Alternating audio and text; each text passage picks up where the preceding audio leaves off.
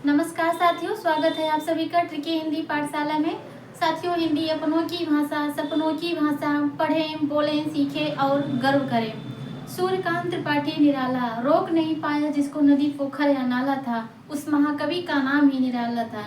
जी हाँ, आज मैं सूर्यकांत त्रिपाठी निराला पे चर्चा करने वाली हूँ और ये मार्क्सवादी आलोचक रामविलास शर्मा के प्रिय कवि होते हैं। निराला अपने आप में एक बहुत बड़ी शख्सियत है।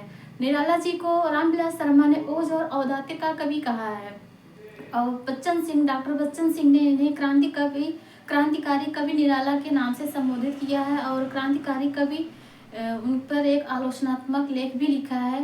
निराला आत्महंता दूधनाथ सिंह ने इन पर एक आलोचना लिखी है। निराला जो है वो छायावाद के महेश कहलाते हैं। इनका जन्म बंगाल के महिसादल मेदिनीपुर के नामक गांव में हुआ था। 1896 ईस्वी में हुआ था और मृत्यु जो है 1961 ईस्वी में। इनका जो जन्म हो बसंत पंचमी के दिन होता है, 21 फरवरी को। और ये जो है छायावाद के महेश के रूप में जाने जाते हैं। इनमें जो है ये करुणशीलता और क्रांति धर्मिता के लिए प्रसिद्ध हैं। ये ओज और औदात्य के कवि हैं, ऐसा रामविलास शर्मा मानते हैं। रामविलास शर्मा ने इन पर जीवनी साहित्य लिखी है। निराला की साहित्य साधना जो 3 खंडों में विभक्त है। ये अपराजय और महाप्राण के रूप में जाने जाते हैं। अपनी प्रगतिशील चेतना, नई कवितावादी और प्रयोगवादी भावबोध के लिए ये चर्चित हैं। जैसा कि एक बार नेट के एग्जाम में भी पूछा गया था कि छायावाद के ऐसे कौन से कवि हैं जिसमें प्रयोगवाद, प्रगतिवाद और नई कविता तीनों धाराओं की विशेषताएं उनमें समाहित हैं, तो वो हैं सूर्यकांत त्रिपाठी निराला। अर्थात अपनी प्रयोगशील चेतना, प्रगतिवादी चेतना और नई कविता धर्मिता रचना के लिए ये चर्चित हैं। निराला अपनी प्रयोग धर्मिता के लिए प्रसिद्ध हैं। निराला को छायावाद का सलाहका पुरुष कहा जाता है। ये विषय वैविध्यता के लिए भी जाने जाते हैं। जैसे बंगाल में रविन्द्रनाथ टैगोर प्रसिद्ध हैं, वैसे ही अपने हिंदी साहित्य में निराला जी प्रसिद्ध हैं और ये वेदांत दर्शन से प्रभावित थे।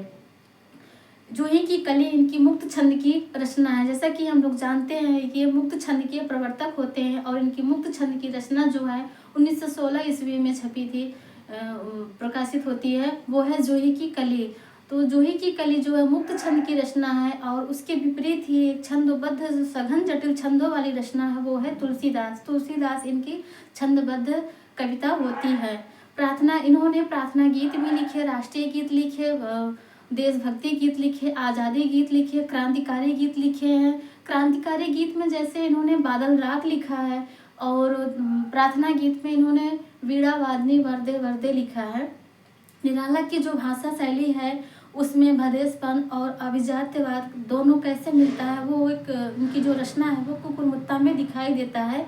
कुकुरमुत्ता में जो गुलाब है वो पूंजीवाद व्यवस्था का प्रतीक होता है, इसलिए उनको संबोधित करते हुए कहते हैं, अबे सुन बे गुलाब, भूल मत जो रंगो पाई खुशबू रंगो आब। तो उसमें अबे सुनबे, ये जो अबे सुनबे ये जो है ना एकदम देसीपन भाषा में बोलते हैं, उसको संबोधित करते हैं गुलाब को, वो क्योंकि वो पूंजीवादी व्यवस्था का प्रतीक है। तो ये जो जैसा कि ये मुक्त छंद के प्रवर्तक है, तो इन्होंने परमिल की भूमिका में कहा है कि मनुष्यों की मुक्ति की तरह कविता की भी मुक्ति होती है। मनुष्यों की मुक्ति कर्म के बंधन से छुटकारा पाना है और कविता की मुक्ति छंदों के शासन से अलग हो जाना है। तो इसलिए इनको मुक्त छंद का प्रवर्तक कहा जाता है। कुछ लोगों ने इन्हें रबड़ छंद या केचुआ छंद भी कहा है। इनकी रचनाओं को नागिन की लहर कहा है, ऐसा मतलब संबोधित करते हैं। और इनकी जो बादल राग है वो क्रांति गीत है, वर्दे वीणा वादनी वर्दे वो प्रार्थना गीत है। इनकी काव्य के जो भाव पक्ष में इनमें सुख दुख, आत्मगौरव, प्रकृति प्रेम और समाज की चेतना दिखाई देती है। इनकी जो सरोज स्मृति है वो अपने बेटी के प्रति एक वात्सल्यपूर्ण रचना लिखते हैं। और मतलब पूरे हिंदी साहित्य के इतिहास में मतलब इनकी जो वात्सल्यपूर्ण रचना है सरोज स्मृति, ऐसा किसी ने नहीं लिखा है। तो इनमें जो कौवल दिखता है वो सुख दुख है वो मतलब अपने ही हैं। और ये दर्शन वेदांत दर्शन से प्रभावित है। इनकी रचनाओं में परिमल, अनामिका, कुकुरमुत्ता ये सब रचनाएं आती हैं। और इनकी जो उपन्यास हैं वो निरुपमा और अलका, प्रभावती, ये सब इनके उपन्यास हैं। इन्होंने कुछ रेखा चित्र भी लिखे हैं, कुल्ली भाट और कुल्ली भाट हो गए, इन्होंने बिल्लेश्वर बकरिया भी लिखा है, रेखा चित्र है। और इन्होंने कुछ कहानी भी लिखी है, जैसे चतुरी चमार, ये इनकी एक प्रसिद्ध कहानी है होती है। और